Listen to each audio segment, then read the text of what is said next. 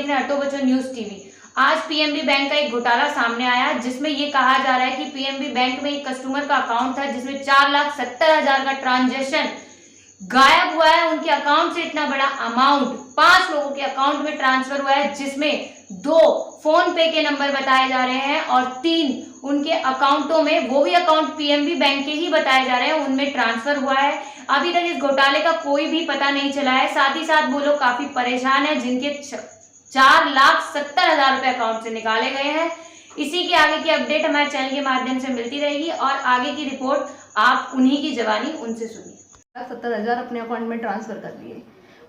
उससे पहले ऐसा हुआ था 4-5 दिन पहले 2-2 हज़ार रुपये हमने एटीएम के द्वारा अपने बैंक से निकाले थे। एटीएम के द्वारा निकालने थे। हमारे बैंक से पैसे तो कट गए थे अकाउंट से, लेकिन हमारे को पैसे नहीं मिल पाए थे, जिसकी कंप्लेंट करने के लिए हमने कस्टमर केयर पे कॉल किया था। कस्टमर केयर पे कॉल नहीं लगा तो हमने गूगल से कस्टमर केयर नंबर निकाला था। कस्टमर केयर पे नंबर निकालने के बाद हमारी उनसे बात हुई तो उन्होंने कहा कि हम आपको पीएनबी बैंक का एक लिंक भेजता हूँ जिसपे आप अपना कंज्यूमर वो अकाउंट नंबर डाल दीजिए और सेंड कर दीजिएगा। आपका अमाउंट जो 2-2 हज़ार रुपये कटा है वो 24 घंटे के अंदर आपके अकाउंट में आ जाएगा।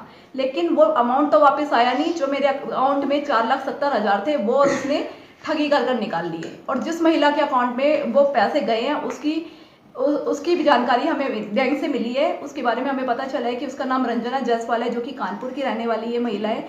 उसका ये कहना है कि उसके अकाउंट में 4,70,000 आए और कब आए और कब गए उसे पता ही नहीं चला है। उसके बाद की जानकारी मिली कि उसके अकाउंट से भी पीएनबी बैंक के 2-3 खातों में वो पैसा गया है और 2 पेटीएम अकाउंट में गया है।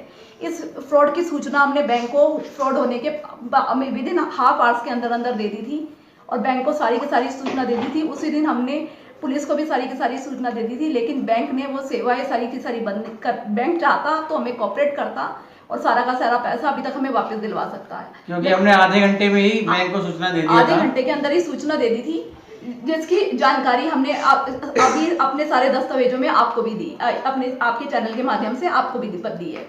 अब हम ये चाहते हैं कि किसी भी तरह से हमें इंसाफ मिले, हमारा जो पैसा गया है उसका मुआवजा हमें पूरा मिले।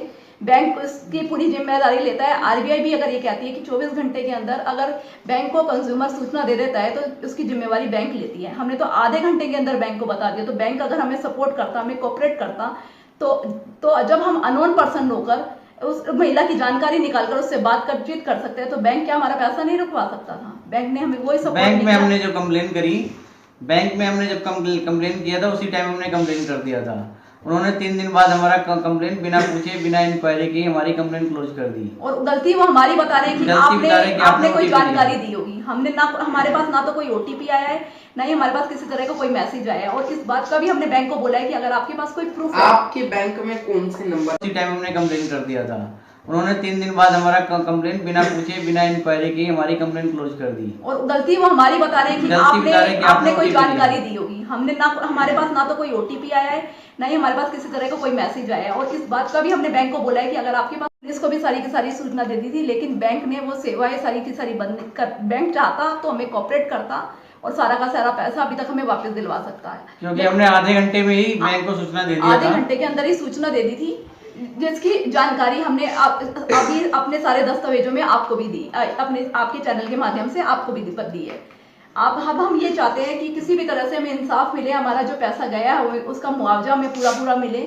बैंक उसकी पूरी जिम्मेदारी लेता है। आरबीआई भी अगर ये कहती है कि 24 घंटे के अंदर अगर बैंक को कंज्यूमर सूचना दे देता है तो उसकी जिम्मेवारी बैंक लेती है। हमने तो आधे घंटे के अंदर बैंक को बता दिया, तो बैंक अगर हमें सपोर्ट करता, हमें कोऑपरेट करता, तो जब हम अननोन पर्सन होकर उस महिला की जानकारी निकालकर उससे बातचीत कर सकते हैं, तो बैंक क्या हमारा पैसा नहीं रुकवा सकता था? बैंक ने हमें वही सपोर्ट। बैंक में हमने जो कंप्लेन करी, बैंक में हमने जब कंप्लेन किया था उसी टाइम हमने कंप्लेन कर दिया था।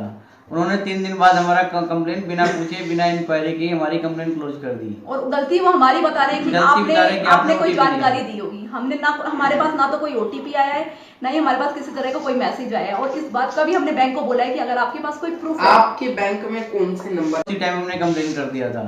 उन्होंने 3 दिन बाद हमारा कंप्लेंट बिना पूछे बिना इंक्वायरी की हमारी कंप्लेंट क्लोज कर दी। और गलती वो हमारी बता रहे हैं कि आपने कोई जानकारी दी होगी। हमने ना, हमारे पास ना तो कोई ओटीपी आया है, ना ही हमारे पास किसी तरह का कोई मैसेज आया है। और इस बात का भी हमने बैंक को बोला है कि अगर आपके